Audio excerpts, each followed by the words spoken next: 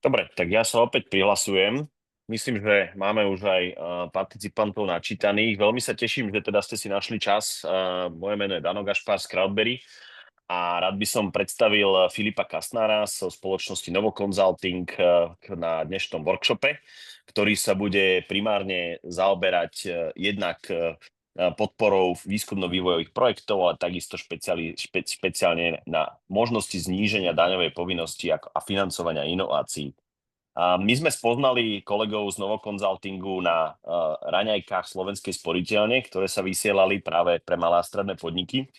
A sme veľmi radi, že sa nám podarilo takýto spoločný webinár aj pre naše portfólio firmy, aj pre našich investorov zorganizovať, pretože si myslíme, že práve kombinácia takýchto odbornej starostlivosti pri či už riadení grantov, pri analýze vašich účtovných operácií, ktoré majú potenciál napríklad superodpočtu, hej, pri výskume a vývoji, ale takisto aj celkovo pri podpore inovácií má veľký zmysel. A ako aj uvidíte v tejto prezentácii, tak vám umožní ušetriť nielen dane, ale často aj čas a tým pádom aj priamo peniaze. Takže z našej strany Crowdberry asi si viete predstaviť, prečo takéto webináre alebo workshopy radi robíme. My sa snažíme mobilizovať kapitál pre vás, firmy, ktoré sa inovujú, ktoré rastú, a takáto služba si myslíme, že je excelentným doplnkom. Takže ja by som asi odovzdal na začiatok slovo pánovi Kastnárovi. Nech predstaví Novo Consulting a ponoríme sa priamo do témy. Napísal som aj do chatu, že akékoľvek otázky počas webináru, aj keď nerozumiete nejakému slajdu, neexistujú zlé otázky, napíšte do chatu alebo do Q&A a my vám ich veľmi radi na záver zodpovieme. Pán Kastnár, slovo je vaše. Ďakujem. Ďakujem veľmi pekne, ďakujeme za možnosť uskutočnenia tohto workshopu. Ako ten názov hovorí, tak budeme sa venovať tomu, ako vlastne znížiť tú daňovú povinnosť, najmä čo sa týka dane z príjmu a takýmto spôsobom aj podporovať financovanie či už inovácií, investícií, výskumu, vývoja a aktivít, ktoré spadajú do tohto konceptu. Prejdeme si prezentáciu, ja som sa ju snažil nastaviť na nejakú 3/4 hodinku, takže myslím, že toho času na tie otázky bude určite dostatok. Na začiatok, aby som predstavil troška našu spoločnosť, sme poradenská spoločnosť, ktorá sa venuje už viac ako 5 rokov fungovaniu tu na Slovensku a pre slovenské firmy. Ja osobne sa venujem tejto oblasti už takmer 10 rokov a špecializujeme sa na financovanie výskumu, vývoja a investičných projektov. Zakladáme si na tom, že naši konzultanti musia mať vysokoškolské technické vzdelanie minimálne 2. stupňa. Darí sa nám to viac ako dobre, pretože mnohí kolegovia majú aj doktorandský titul v tejto oblasti. A samozrejme všetci máme skúsenosti v oblasti výskumu a vývoja v rôznych sektoroch. Máme viac ako 100 zmluvných zákazníkov naozaj z rôznych odvetví, či už bankovníctva, IT, automobilového priemyslu, medicíny, čiže naozaj to spektrum tých zákazníkov je naozaj veľmi, veľmi široké. No a vedieme si takú štatistiku, zatiaľ sa nám ju darí držať, že pod 300 projektov nikdy neklesneme, čiže čo sa týka tej dokumentácie tej práce, riešime naozaj za každý rok viac než dosť. Venujeme sa rôznym oblastiam, ktoré pomáhajú spoločnostiam, ktoré sa venujú výskumu a vývoju. Dneska si niektoré z nich preberieme.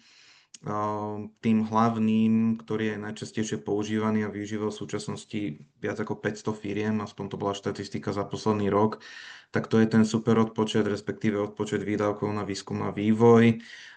Popri tom takým sekundárnym doplnkom je Patent Box. Venujeme sa takisto aj investičnej pomoci, osvedčeniu spôsobilosti vykonať výskum a vývoj. Je to osvedčenie, ktoré potrebuje spoločnosť na to, aby sa mohla uchádzať o rôzne granty a dotácie na Slovensku, ktoré sa týkajú výskumu alebo vývoja. Ale má to aj iný efekt, čo si neskôr potom povieme. No a v spolupráci so sesterskou firmou Novofunding sa venujeme aj priamym dotáciám, či už tým slovenským alebo aj zahraničným. V menšej miere sa venujeme aj problematike ESG a tejto problematike sa venujú nás kolegovia, ale v podstate netýka sa to samozrejme priamo podpory výskumu a vývoja, ale vyšlo to práve z dopytu, ktorý sme mali od našich zákazníkov. Čiže reflektujeme vždy aj na dopyt z portfólia našich zákazníkov a snažíme sa priebežne doplňať tú našu činnosť pre potreby, ktoré majú. Okrem toho, že samozrejme riešime tieto činnosti, tak samozrejme robíme aj tú pridanú hodnotu v tom, že sa snažíme vždy spájať tie, by som povedal, zapojené osoby, to znamená, že aj tí, ktorí tú legislatívu tvoria a s ktorou my potom vieme ďalej pracovať pre našich zákazníkov a prinášame práve tú spätnú odozvu z praxe práve pre týchto zákonotvorcov. Darí sa nám každý rok minimálne jedenkrát usporiadať seminár aj v spolupráci s Asociáciou finančníkov, kde spájame pohľady praxe Ministerstva financií a samotnej finančnej správy. Podaril sa nám celkom dobrý seminár na jar tohto roka, kde prišiel aj pán prezident finančnej správy, ako aj zástupca ministerstva financií, pán Horniaček, ktorý je takým nepísaným krstným otcom práve superodpočtu patent boxu a rôznych podpor, ktoré sa týkajú výskumu a vývoja. No a snažíme sa samozrejme medializovať a vlastne vytvárať priestor aj firmám, ktorým sa inak nedostáva ten mediálny priestor pre oblasť toho výskumu a vývoja. A každý rok usporadúvame konferenciu, ktorá sa týka oblasti výskumu a vývoja. Tým pádom dávame do popredia aj túto problematiku, ktorej sa inak ako jednoducho v médiách nedostáva automaticky ten priestor, aspoň nie v takej miere, ako si my myslíme, že by sa mal.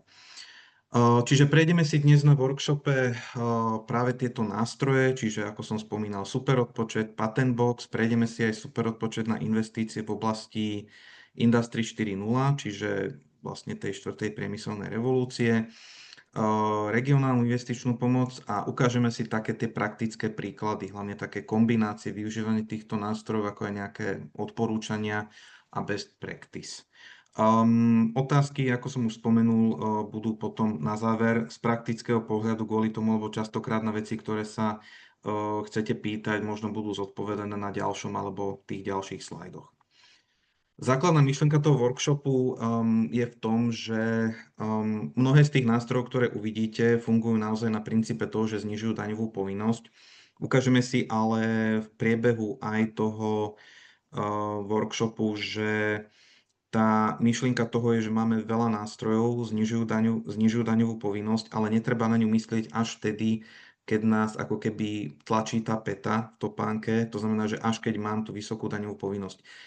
Znižuje to celkovú tú efektivitu tých nástrojov a treba vždy pri tom nástroji pochopiť naozaj, aký bol aj zmysel a nejaká taká myšlienka toho legislatívca, ako on vlastne koncipoval ten nástroj, aby sa používal, pretože žiaľ častokrát si tie firmy berú v prvom rade ten nástroj ako na zníženie tej daňovej povinnosti, čo je samozrejme oprávnená myšlienka, ale za nás je v prvom rade dôležité myslieť na to, že tam tá oprávnenosť vtedy, ak tá firma realizuje tú činnosť, na ktorú sa tá podpora vzťahuje.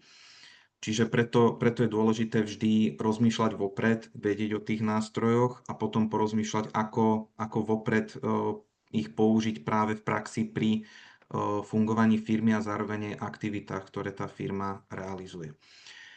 Čiže prejdeme si superodpočet. Ten funguje spôsobom, ak firma realizuje činnosť, ktorá sa dá charakterizovať ako výskumná alebo vývojová, náklady s ňou spojené sa dajú použiť na opakované zníženie základu dane. V prípade, ak sa bavíme o firmách, ktoré majú napríklad pre rok 2025 vlastne obrat do 5 miliónov, bavíme sa o tom, že tá daňová povinnosť je na úrovni 21% pri daní z príjmu a tým pádom pri každých 100 000 eur, ktoré vynaloží firma na náklady, ktoré sa týkajú výskumu alebo vývoja, vie ušetriť dodatočne 21 000 eur. V prípade firiem, ktoré budú mať nad 5 miliónov obrad, je to až 24 000 eur. Čo je dôležité práve pri superodpočte je v tom, že sa dá uplatňovať každoročne pri podávaní daňového priznania. To znamená, že pokiaľ ste nepodali daňové priznanie, dovtedy je možnosť si uplatniť superodpočet za zdaňovacie obdobie, ktorého sa to daňové priznanie týka. Dovolil som si uvieť taký krátky príklad, aby to bolo možno jednoduchšie na pochopenie. Vezme si príklad firmy, ktorá má obrat 1 milión, realizuje nejaký projekt, ktorý sa týka vývoja nejakého nového technologického zariadenia, technologického postupu alebo nejakého softvéru, prípadne hardvéru.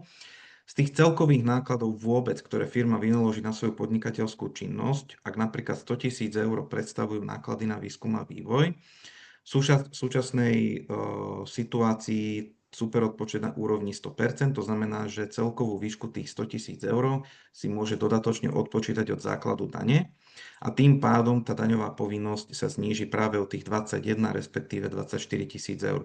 Čo je dôležité podotknúť, zisk firmy ostáva bez zmeny. Preklením možno troška na eurofondy, pretože v tom práve ten super odpočet je takou dobrou alternatívou, pretože tie eurofondy majú viacero nevýhod. V prvom rade je to nepredvídateľnosť, to znamená, že málo kedy sa vie dostatočne dopredu, kedy vyjde aká výzva. Nie je tam zákonný nárok, máte častokrát obmedzenú minimálnu, ale zároveň maximálnu výšku dotácie, je tam selektívne zameranie projektov, to znamená, že ak ste firma, ktorá pôsobí v nejakej oblasti, vyjde výzva, ktorá sa týka možno iného sektoru a tým pádom nemá pre vás význam sa vôbec zapájať do tejto výzvy. To časové obmedzenie prihlásenia stalo sa to takým častým javom, hlavne pri tých posledných výzvach, že ste mali možno 3 týždne, možno 6 týždňov na to, aby ste sa stihli prihlásiť, čo práve súvisie s tou nepredvídateľnosťou, že zrazu sa objaví nejaká výzva, neviete ako vhodne zareagovať, nemáte pripravený projekt. No a samozrejme potom sa dostávame aj ku tej druhej časti, to znamená, je tam neistota v získaní dotácie, aj samotného vyplatenia nároku, je to tiež problém posledných pár rokov, kedy síce firma má schválené eurofondy, má schválenú žiadosť, začne realizovať projekt, ale niekedy sa ani nedočká toho vyplatenia nároku, častokrát ani už po dobe, po ktorej jej ten projekt aj tá realizácia už aj skončila. No a samozrejme nevynímajúc aj tú administratívnu náročnosť, tá je pri eurofondoch už by som povedal legendárna a častokrát vyžaduje aj zapojenie významných kapacít v rámci firmy. Naopak tomu ten super odpočet je z môjho pohľadu v mnohých projektoch alebo činnostiach, ktoré by potrebovala firma financovať, je lepší, efektívnejší. Tá výška toho vlastne financovania je stále podľa mňa veľmi zaujímavá, čiže bavíme sa o pätine až takmer štvrtine nákladov. Dá sa uplatňovať každoročne vždy pri podávaní daňového priznania, čiže firma si to vie veľmi dobre nastaviť aj do takých tých pravidelných procesov. Nie je tam žiadna nutnosť predschválenia od úradov, nie sú tam žiadne nejaké potrebné tlačivá na vyplňanie. Máte široký rozsah uplatniteľných činností, to znamená, že či sa venujete výskumu vývoju v akékoľvek oblasti, ak sa to dá charakterizovať ako výskum a vývoj, je to uplatniteľné v rámci superodpočtu. Čo je dôležité si uvedomiť, nejedná sa len o interné projekty, ale aj na zákazku. To znamená, že aj projekty, ktoré máte na objednávku od nejakých zákazníkov, ktoré sú plne hradené, napriek tomu stále sa dajú uplatniť v rámci superodpočtu. Zároveň neexistuje minimálne ani maximálna hranica pre výšku nárokovaný počet projektov. Čiže či ste firma, ktorá má jeden projekt, alebo ich máte 100, či máte nárok na úrovni 50 000 eur alebo 60 miliónov. Všetky tieto príklady sa vyskytli už v praxi a tým pádom naozaj v tomto nie je žiadne obmedzenie. To znamená, že koľko výskumu a vývoja riešite, taký si môžete aplikovať maximálny nárok.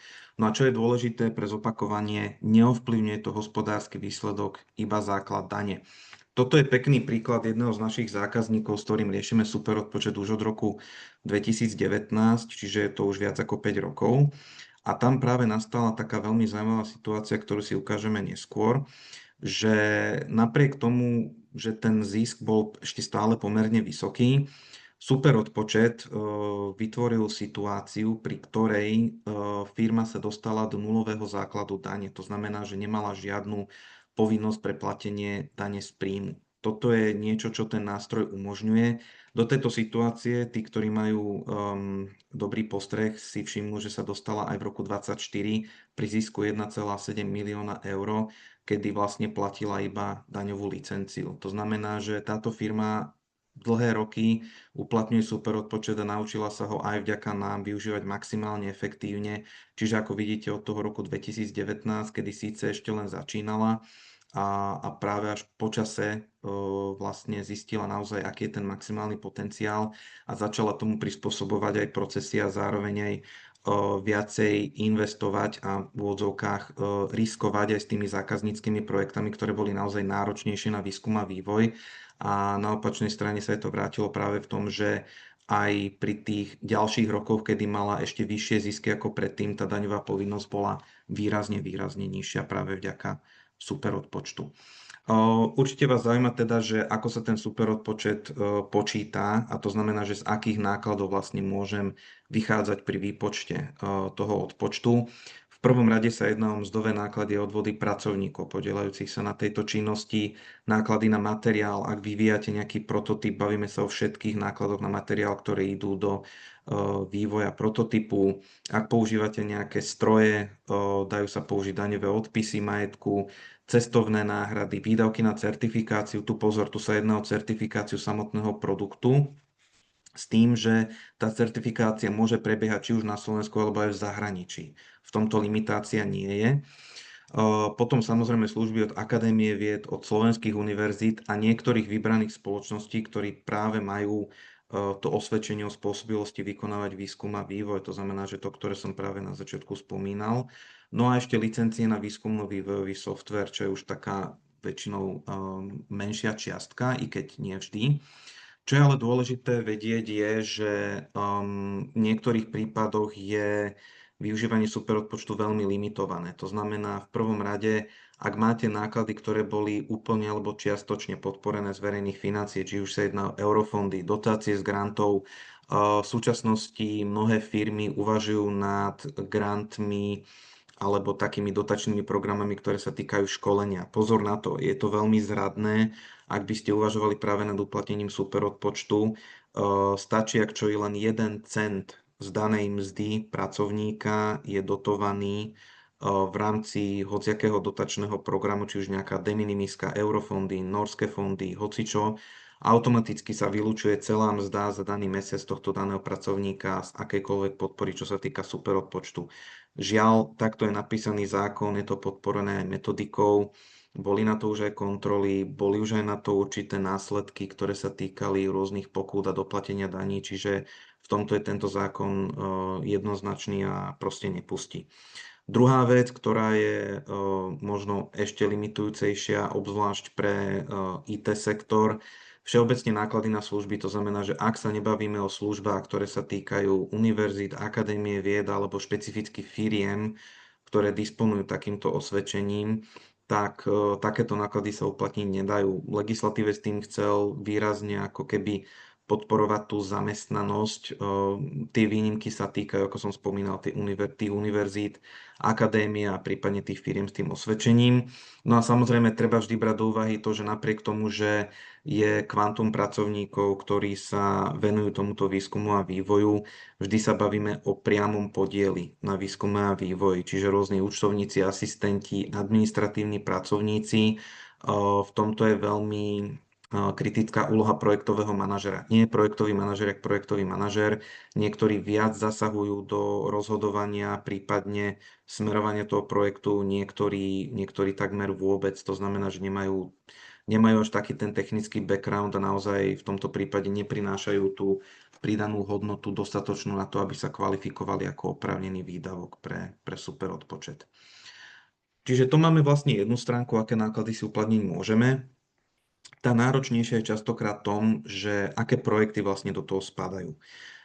Samozrejme, mnohé firmy sú vyslovene stavené ako výskumné alebo vývojové, čiže čo projekt, to vývoj, ale v mnohých firmách už po rokoch treba vedieť naozaj veľmi kriticky rozlišovať, že ktoré projekty vyčnievajú spomedzi tých bežných projektov, ktoré rieši firma počas roka a tam sa to najčastejšie vykazuje na základe minimálne týchto dvoch kritérií. Jedným z nich je novátorstvo, druhým je neistota. Snažil som sa to tak nejak popísať, aby to bolo čo najzrejmejšie, ale vždy je to na posúdení pri každej danej firme a ako keby tej znalostnej bázy a úrovne tých skúseností, ktorú má tá firma v danom obore. Čiže vždy treba vedieť deklarovať, že pri danom projekte firma rieši niečo nové získa nové poznatky, nové skúsenosti a zároveň rieši projekt, pri ktorom tá unikátnosť je najmä v zmysle neexistujúceho riešenia, ktoré je ale pozor voľne dostupné na trhu. Čiže vy stále môžete ako firma realizovať projekt, pri ktorom sa snažíte vyvinúť vlastnými silami, vlastnými schopnosťami, vlastnými postupmi niečo, čo už na trhu existuje, ale samozrejme to riešenie ako také nie je voľne dostupné. Častokrát pre tie firmy to znamená aj to, že nie je úplne vhodné. To znamená, že snažia sa nájsť možno pre nich vhodnejšie riešenie alebo cenovo dostupnejšie. No a zároveň s tým by mala byť spojená aj neistota. To znamená, že ak niečo vyvíjam, tak to znamená, že prekonávam aj nejaké problémy. Čiže je dôležité vedieť popísať, že pri riešení toho vývoja sa nejednalo o nejakú rutinu a výsledkom riešenia projektu je niečo, čo na začiatku nebolo úplne zrejmé. Je veľmi veľa prípadov, kedy sa riešili projekty, kedy to novátorstvo bolo zrejmé, ale firma mala za to, že bude iba modifikovať už nejaké existujúce riešenie. Vo veľa prípadoch sa prišlo po 2, 3, 4 mesiacoch riešenia, že to riešenie, ktoré sme už mali, nám nebude postačovať ani po výraznejších modifikáciách a je nutné vytvoriť úplne nové zariadenie špecificky, možno pre daného zákazníka, ktorému sa nedá vyhovieť s tým riešením, ktorým už disponujeme. Takže vždy treba vedieť, vždy je nutné pozerať na tieto dve kritéria, ktoré tam súčasne musia byť dostupné. To znamená novátorstvo aj táto neistota. Ako ste už asi mnohí tak nejak navnímali, že ten superodpočet je najviac výhodný pre tie firmy, ktoré majú v prvom rade vlastných zamestnancov, realizujú či už zákazkové alebo vlastné projekty, charakterizovateľné ako výskumno-vývojové. Tu som si dovolil len doplniť jednu poznámku, že to je v rámci skupiny. Treba to chápať tak, že ak by sa jednalo o kontrahovaný výskum a vývoj, napríklad od materskej spoločnosti svojej dcérskej spoločnosti, či už by sa jednalo o matku zo zahraničia alebo tuzemskú, tak aj tieto projekty sú uplatniteľné, aj keď sú refakturované v rámci či už nejakého jedného holdingu alebo skupiny. Ideálne je to pre firmy, ktoré nevyužívajú eurofondy alebo aspoň nie vo výraznej miere. No a obzvlášť hodný, platilo to najmä v minulosti, je pre firmy z Bratislavského kraja, ktoré sú častokrát vylúčené z rôznych podpor, ktoré sa týkajú práve nejakých eurofondov alebo dotácií.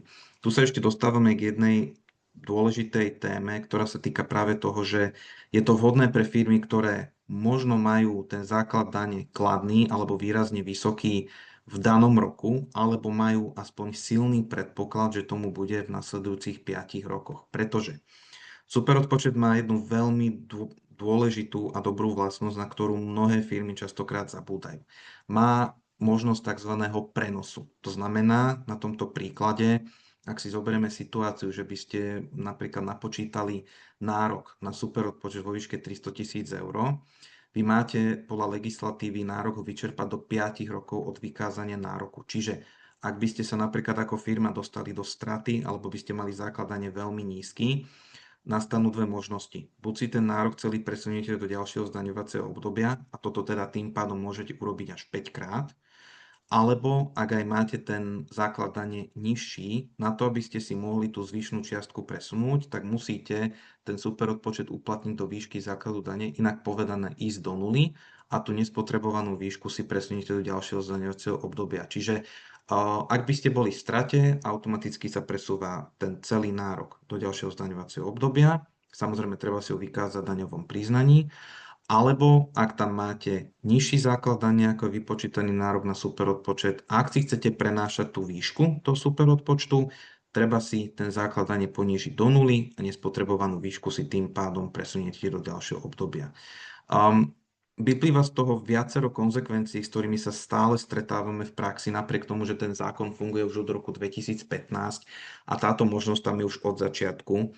V tom, že je to štandardná situácia, kedy oslovíme spoločnosť, ktorá nám povie áno, v tomto danom roku realizujeme projekt výskumu a vývoja, máme na ňom naozaj pomerne vysoké náklady, ale ocitli sme sa v strate. Častokrát tie firmy sa ocitnú v strate práve kvôli tomu, že realizovali tento výskumno-vývojový projekt a ten legislatívec na to myslel. To znamená, že on vedel, že môže nastať situácia, kedy firmy realizujú projekt výskumu a vývoja, majú na ne výrazné náklady a tým pádom sa práve tie firmy dostanú do straty.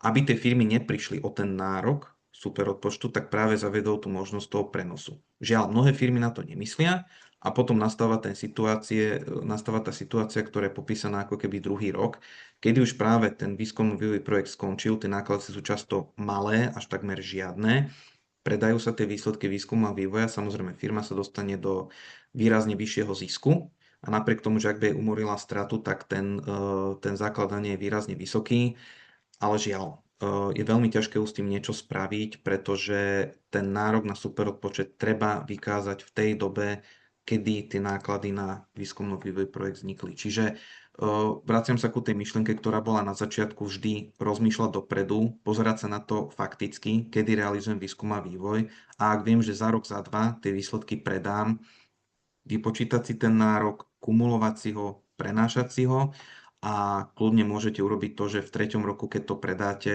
uplatníte práve ten superodpočet, ktorý ste si napočítali za predošlé 2 roky. Druhá taká vec, na ktorú mnohé firmy zabúdajú, ktoré už možno sa nejakým spôsobom rozhodli alebo odhodlali si ten superodpočet riešiť, je tzv. Medziročný nárast. To znamená, že práve v treťom roku, kedy si firma uplatňuje superodpočet, nastáva možnosť, ak 2 roky dozadu mala nižšie výdavky, ako má v tomto danom roku, tak za tejto situácie si môže okrem štandardného superodpočtu, ktorý vznikne za výdavky, ktoré vynaložila v danom roku, si uplatniť aj polovicu z rozdielu, ktorý mala ako výdavky 2 roky dozadu. To znamená, že v tomto konkrétnom prípade táto firma si okrem štandardného superodpočtu v hodnote 500 000 eur mohla uplatniť ešte tzv. Medziročný náraz na úrovni 200 000 eur. Čiže znova sa bavíme o tom, že hovoríme o zase systematickom prístupe a naozaj využívaní toho superodpočtu maximálne efektívne. Tu sa práve dostávame ku tej situácii, kedy mnohé firmy, ktoré oslovujem ako poradenská firma, majú vlastne v tom, že majú za to, že uplatňujú si to sami, načítali si ten zákon, metodický pokyn a vedia, ako to robiť. Toto my nevylučujeme, ale je strašne veľa dôvodov, ktoré hovoria práve o tom aj z našej praxe, že tú spoluprácu s nami predsa len začnú niekedy formou revízie, kedy im častokrát doplňame alebo nejakým spôsobom vytvárame aj odporúčania na úpravu a prípadne aj opravné daňové priznanie práve kvôli tomu, že je tam nesprávne určenie napríklad oprávnených nákladov alebo dokumentácia, ktorá je zákonom vyžadovaná, nemá legislatívne náležitosti. Z praxe vidíme častokrát až príliš konzervatívny a nesprávny prístup k tomu, kedy si firma sama určí, ktoré projekty sú alebo nie sú vývojové.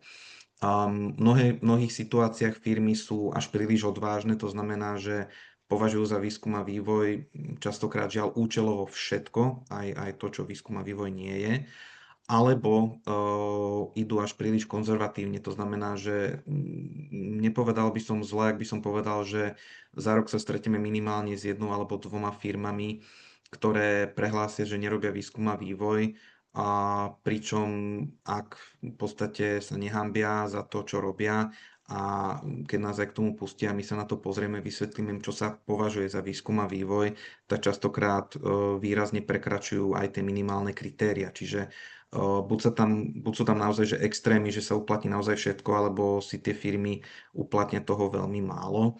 No a samozrejme tým základným takým problémom zvykne byť to, že tie firmy si uplatňujú superodpočet až vtedy, keď majú ten zisk, čo zase znižuje tú celkovú efektivitu. Častým problémom je súbeh eurofondov a superodpočtu, napriek tomu, že je to možno také nepochopiteľné. Mnohá legislatíva na Slovensku nereflektuje zdravý rozum a v tomto prípade ten superodpočet troška nabúráva, respektíve potvrdzuje tento koncept aj v tom súbehu eurofondov a superodpočtu, že ani ten zvyšok, ktorý nie je dotovaný, žiaľ sa nemôže použiť v superodpočte.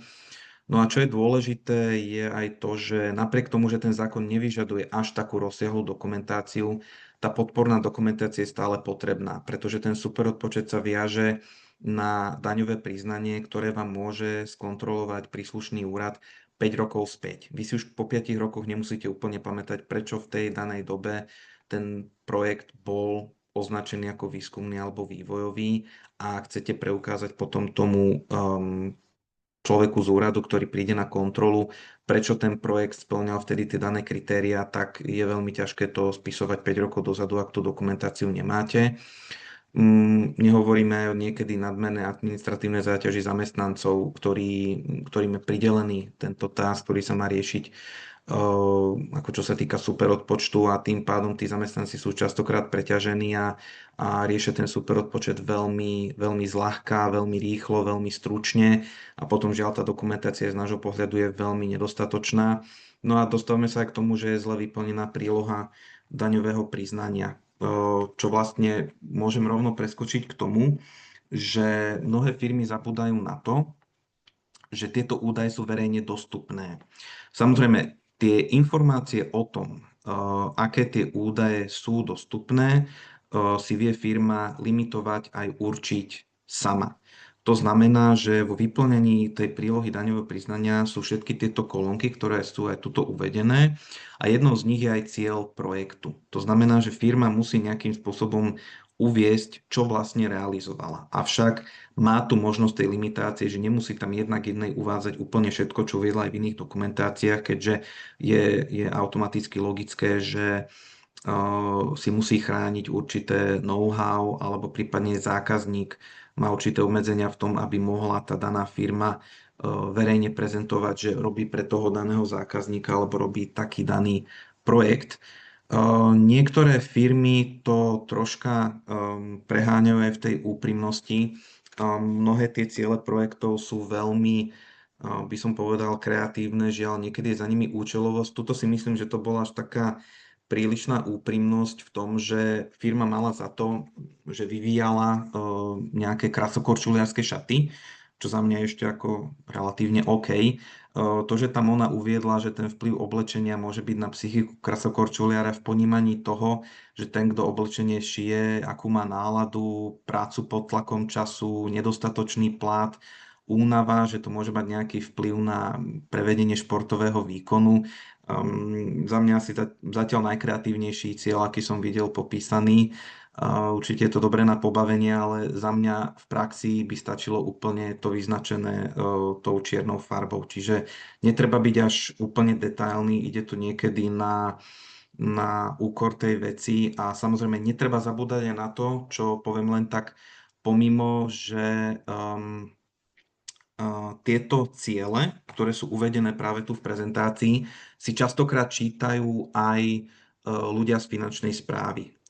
A práve možno tá otázka je, ako často sa kontroluje ten superodpočet, alebo čo je takým podnetom. Nebolo nám zatiaľ prezentované, že podnetom na kontrolu by bola výška superodpočtu, i keď samozrejme niektoré tie výšky vzhľadom na to, aké firmy si to uplatňujú, môže byť podnetom, ale zatiaľ finančná správa by som povedal, že ide, by som povedal, myšlienkovo v tom, že chce, aby ten nástroj v prvom rade využívali firmy na skutočné projekty výskumu a vývoja. Ak oni vidia, že si tam nejaká firma, ktorá sa venuje prenajmu limuzín na transport ľudí z letiska do centra mesta, uvedie, že riešila projekt na výskum rakoviny, tak OK, môže byť, ale je to asi naozaj ťažko uveriteľné. Hej? Takže určite treba tam uviesť tieto údaje, pretože stretli sme sa aj s tým, že ak si firma neuviedla žiadny cieľ projektu, tak bolo to automaticky notifikované daňovým úradom, že si to tam majú doplniť. V opačnom prípade im zamietajú superodpočet v plnej miere. Takže tieto údaje treba uvádzať, ale samozrejme s nejakým rozsahom a úvahou, aké všetky informácie chce tá daná firma uviesť do sveta. Len krátkosti doplním práve tú informáciu v tom, že my ako firma práve riešime to, že jednak pomáhame uplatňovať tento superodpočet, tú administratívnu náročnosť riešime tým, ako som uvádzal, práve konzultantmi, ktorí sú technicky vzdelení, vedia sa rýchlo dostať do problematiky naozaj v širokých oblastiach a zároveň za tieto činnosti ručíme jednak do výšky odmeny a momentálne sme aj poistení na prípadné škody až do výšky 4 miliónov eur, čo práve vychádza z toho, že robíme asi pre najväčšie firmy tu na Slovensku, ktoré sa venujú výskumu a vývoju. Pre zaujímavosť uvediem aj to, že ja som mal pôvodne tento slajd napísaný tak, že nie sme na tom až tak zle. Osobne si myslím, že nie sme, pretože super odpočet nám troška závidia aj Nemci, Rakúšania, Maďari, ale napríklad aj Česi. Ukážeme si neskôr prečo. Čiže toto je situácia za rok 2022, kde sme boli na 7. mieste, kde vlastne tá daňová podpora výskumu a vývoja bola naozaj veľmi dobrá. Z môjho pohľadu je stále veľmi dobrá, čo sa týka tých daňových podpor o priamých dotáciách hovoriť nebudem. No a ako vidíte, tak v priebehu rokov ten superodpočet postupne narastal. Týkalo sa to práve, ako je vidno vlastne v spodnom riadku jednotlivých sadzieb. Začínalo sa na 25%, čiže iba štvrtina výdavku bola uplatniteľná. Potom to zrazu vyskočilo na 100%, je vidno, že aj tá výška tých superodpočtov sa samozrejme razantne zvýšila, ale ten počet firiem postupne narastal. Ono to práve má súvisť aj s tým, ako vlastne poskytovali tú činnosť aj tie konzultačné spoločnosti a ako sa aj postupne zvyšovalo to know-how v spolupráci s tou finančnou správou a s ministerstvom financií o tom, ako by sa mal správne uplatňovať ten superodpočet. Čiže v súčasnosti sa to už pohybuje naozaj na tých stabilných cca 500 firiem každý rok. Za posledný rok celková tá úspora bola na úrovni do 50 miliónov eur na tomto superodpočte. No a neodpustil som si slajd, ktorý sa týka Českej republiky, keďže v súčasnosti je móda alebo trend úvaha presúvať firmu do Českej republiky. Tak v podstate je samozrejme dobré spomenúť, že áno, aj v Českej republike funguje superodpočet, dokonca o 10 rokov dlhšie ako u nás. Oni už mali od začiatku intenzitu na úrovni 100%, približne rovnaký rozsah uplatniteľných nákladov. Fakt, myslím, že jedinou výnimkou je, že je uplatniteľný aj finančný leasing strojov, čiže to je možno taká perlička. Čo je ale možno horšie, je, že oznamovacia povinnosť voči úradom. Čiže vezme si situáciu. Ak by ste sa dnes alebo zajtra rozhodli, že si chcete uplatniť superodpočet za zdaňovacie obdobie 25, na Slovensku vám legislatíva umožňuje si započítať výdavky od 1.1.25. V Českej republike by to bolo, ak by ste stihli dnes dobehnúť na daňový úrad a podať žiadosť od 30. októbra. Vychádzalo to práve z toho, že ako aj ten ďalší bod, tá rozsiahlejšia povinná dokumentácia, pretože v období cca v roku 2015 začala naozaj taká veľmi zlá situácia, čo sa týka superodpočtu v Čechách, keďže tam bolo viacero súdnych sporov medzi podnikateľmi a finančným riaditeľstvom a vzniklo aj veľmi veľa kontroverzných situácií, ktoré boli publikované. Za jednu z nich tak troška môže aj ministerka financií od pána Babiša, pani Schillerová, ktorá mala vtedy veľmi známy citát, kedy deklarovala, že na čo vlastne podporovať firmy pre výskum a vývoj, prečo by sa na tom mali obzvlášť podielať daňoví poplatníci, keďže firmy tak či tak musia inovovať, aby prežili, čiže na čo by to mal vlastne štát simulovať. No a samozrejme, oni to ešte troška tak okorenili aj tým, že dlhú dobu nebolo vlastne zrejme, prečo boli tak rozsiahle kontroly zamerané práve na superodpočet.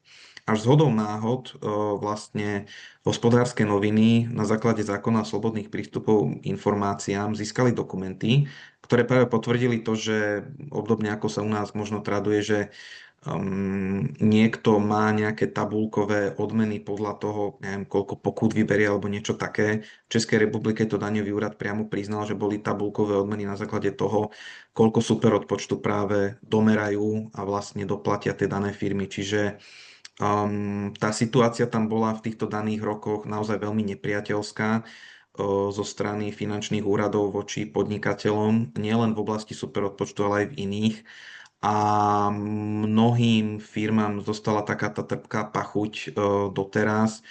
Stretli sme sa s tým, že ak česká firma si otvorila nejakú dcerskú pobočku tu na Slovensku a bavili sme sa o téme superodpočtu, napriek tomu, že tá legislatíva tu na Slovensku je oveľa viac, by som povedal, že vrúcnejšia a benevolentnejšia, čo sa týka rôznych zákonitostí, tak firmy nechceli o superodpočte na Slovensku ani počuť. Ja si myslím, že už za tie roky sa to zlepšuje.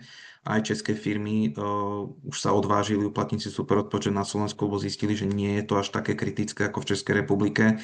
Uvidíme, ako to bude teraz s nástupom znova pána Babiša, ak na ministerstve financií bude zase pani Schillerová. Nemyslím si, že nastanú nejaké veľké zmeny, ale nechajme sa prekvapiť. To bol vlastne super odpočet. Za nás najhlavnejší a najdôležitejší nástroj, ktorý momentálne existuje pre podporu firiem, ktoré realizujú výskum a vývoj. Prejdeme si ďalej nástroje, možno troška v kratšej forme. To kvôli tomu, že napríklad ako ten super odpočet, že ho používa každoročne viac ako 500 firiem, tak na Slovensku Patent Box použilo firiem asi tak 5 každý rok. Čiže jedná sa o doplnok superodpočtu, kedy superodpočet daňovo zvýhodňuje výdavky počas vývoja produktu alebo softvéru. Patent Box už zvýhodňuje výnosy z predaja vývoja produktu alebo softvéru. Výhodné je to najmä pre IT firmy, ktoré si vyvinú vlastný softvér, z ktorého potom predávajú vlastné licencie a výnosy z predaja licencií si môžu oslobodiť maximálne do výšky 50%. Tým pádom efektívne usporia 10,5 až 12% na splatnej dani. Podmienkou s výnimkou softvéru, ktorý je chránený autorským zákonom je, ak sa jedná o nejaký technologický vývoj, kde sa vyvinie nejaká vlastná receptúra alebo technológia, tak je potrebné to chrániť užitkovým vzorom alebo patentom.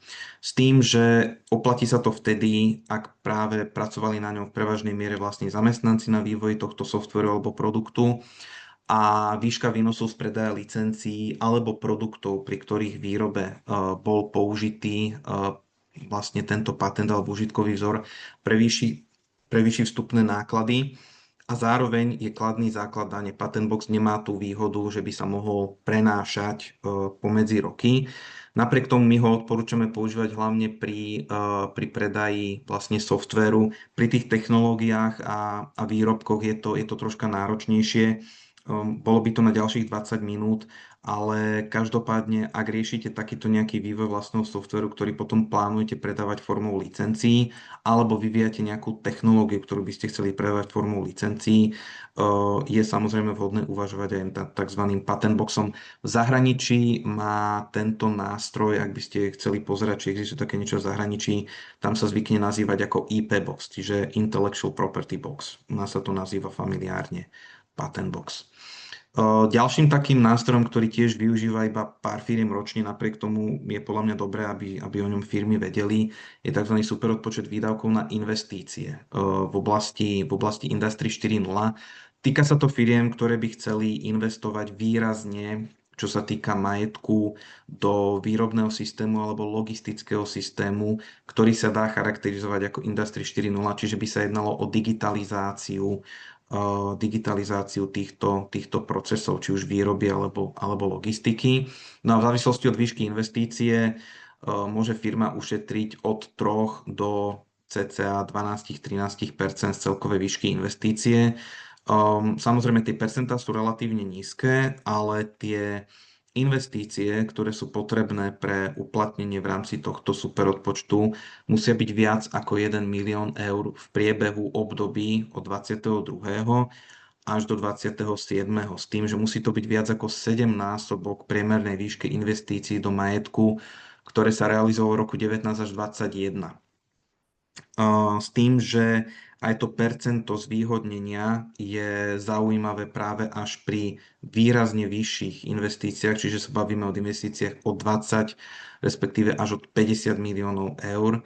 Samozrejme, tým, že tie percentá sú relatívne nízke, môže to na prvý pohľad vyzerá byť ako malá podpora, avšak ak sa bavíme o tom, že by sa firma rozhodla investovať v zmysle tých tabuliek, ktoré tam sú uvedené, tak už vlastne tie úspory môžu naozaj výrazne narásť, čiže v tomto prípade, kedy firma investuje 200 miliónov eur a prípadne už napríklad v roku 2025 zainvestuje nejakých 60 miliónov, tak už v danom roku môže na daniach usporiť cca 1,2 milióna eur s tým, že za celú dobu odpisovania toho majetku, ktorý by vytvorila a zaradila, respektíve obstarala a zaradila, tak by bolo až na úrovni viac ako 20 miliónov eur.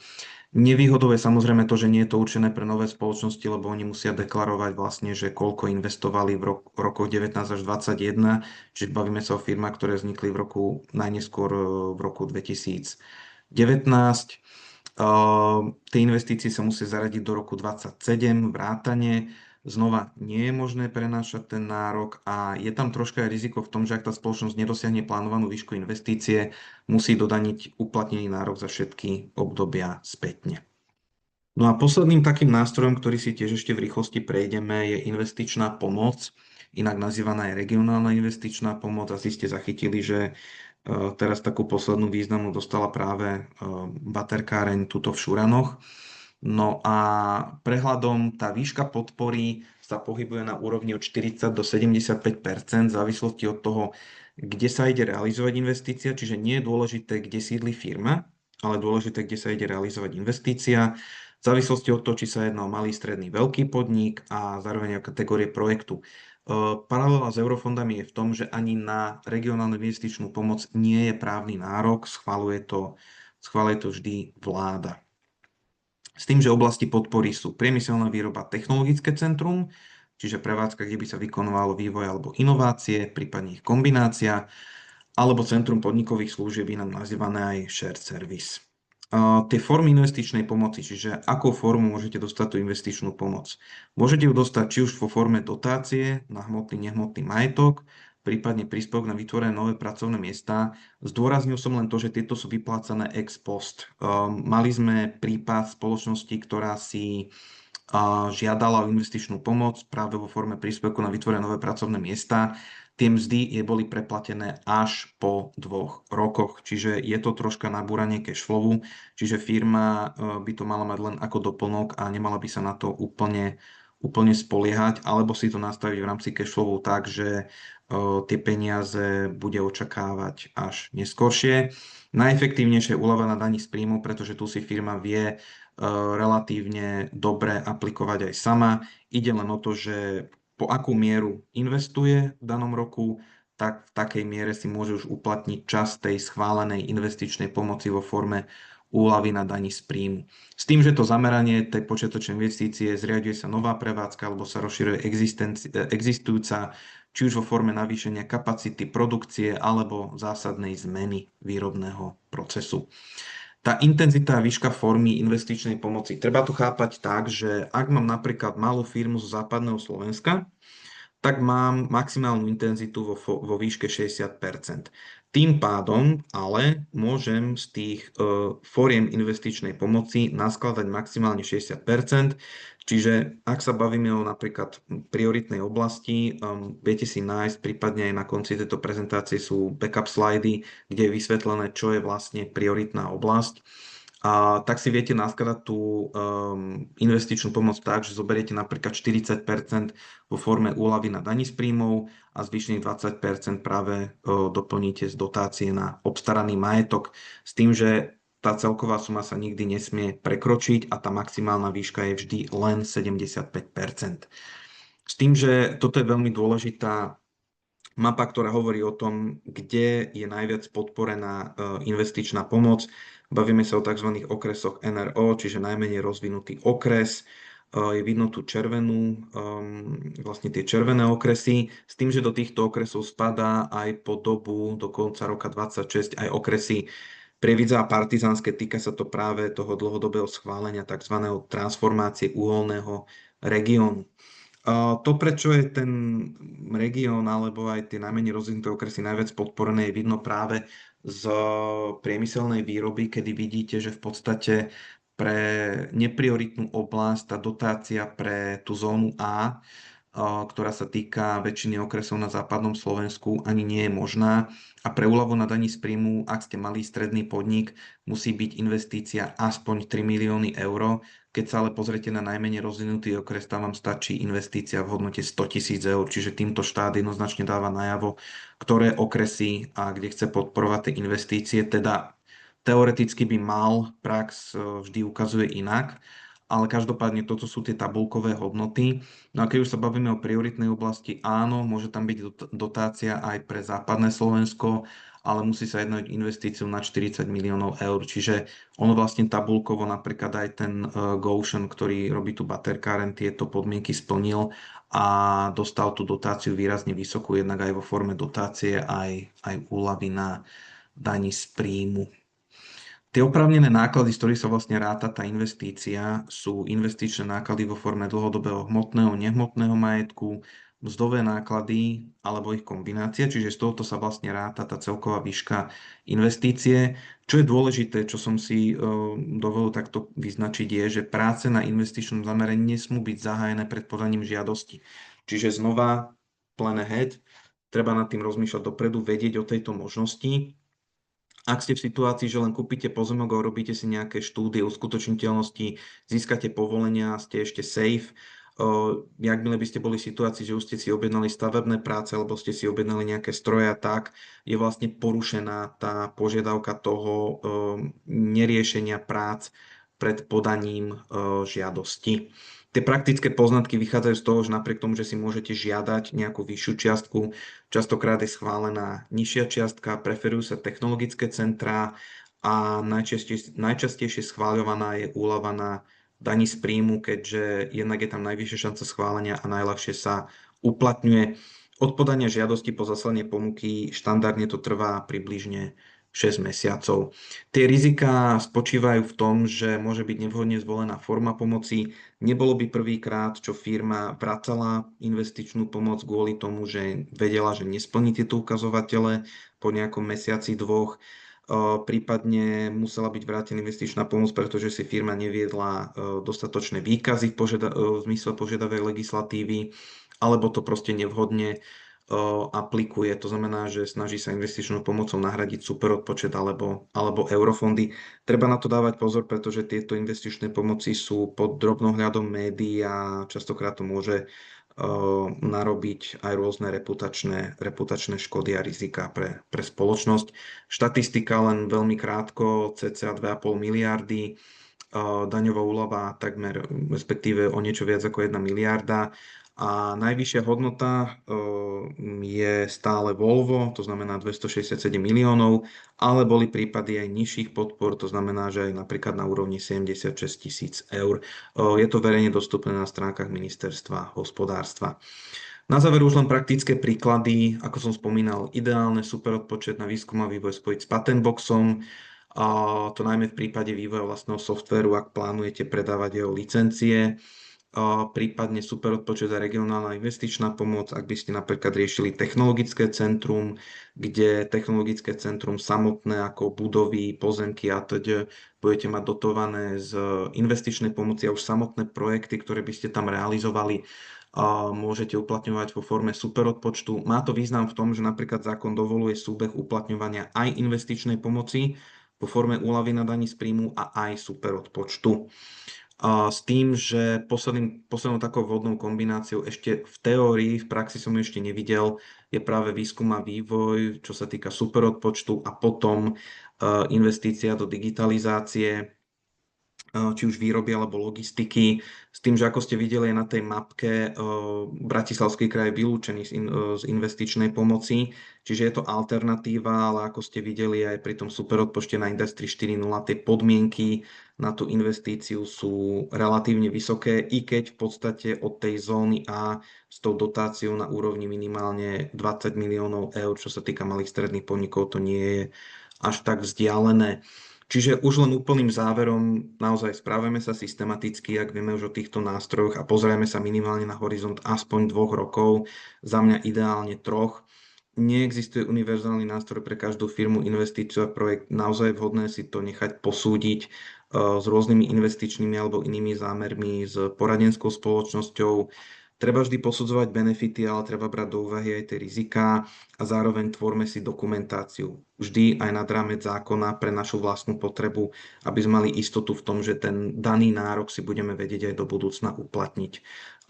Pripájame také krátke referencie za nás, na ktoré sme naozaj hrdí, a to je Slovenská sporiteľňa Sajžík, Slovárm, prípadne Harmanické papierne, Schaeffler a napríklad aj Minit a napríklad ešte aj Plastic Omnium, v súčasnosti už Opel Mobility. Za mňa asi všetko. Ďakujem veľmi pekne za vašu pozornosť. Ja len pozriem otázky. Zatiaľ tu nevidím žiadne, ktoré by sa týkali témy, ale ak máte, nech sa páči, sme vám k dispozícii. Prípadne stačí využiť kontakt, ktorý je tuto na prezentácii. Za mňa všetko. Super, ďakujem, Filip. Myslím, že toto bol vyslovene, že sme to hutný materiál, že aj Mhm. praktické záležitosti ste tu mali prediskutované a aj z našej strany, hej, že naša úloha je mobilizovať kapitál práve na to, aby ten výskum, vývoj mohol prebiehať, aby takýto super odpočet mohol byť realizovaný. Takže myslím, že tam tá synergia jasná je. My aj z našich portfólií firmiem radi, pokiaľ tam vidíte priestor a viem, že v niektorých sa takéto projekty črtajú, spojiť tieto dve oblasti a pozrieť sa na nejaký dodatočný fundraising, na dodatočný rozvoj, výskum, vývoj, hlavne teda vývoj si myslím, že je zaujímavý, tak sme tu aj my k dispozícii na akékoľvek diskusie pre tých, ktorí tu dneska nie sú prihlásení a budú pozerať tento webinár z nahrávky. Mhm. Máme tu nejaké otázky? Kľudne sa pýtajte, že toto nie je nejaký formalistický webinár. Dobrá preza, áno, máme tu nejaké poďakovanie. Andrej, vďaka Ďakujeme. za toto. Samozrejme, ja len poviem takto.